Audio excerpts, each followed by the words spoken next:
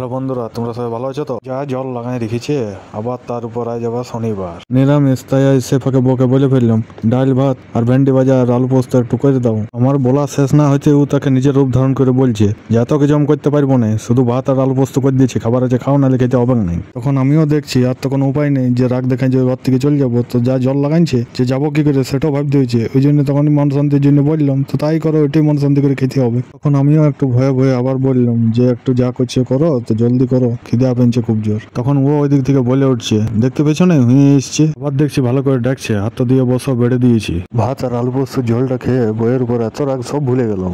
বউকে বললাম বাহ ভালো রান্না করেছো তো তুমি।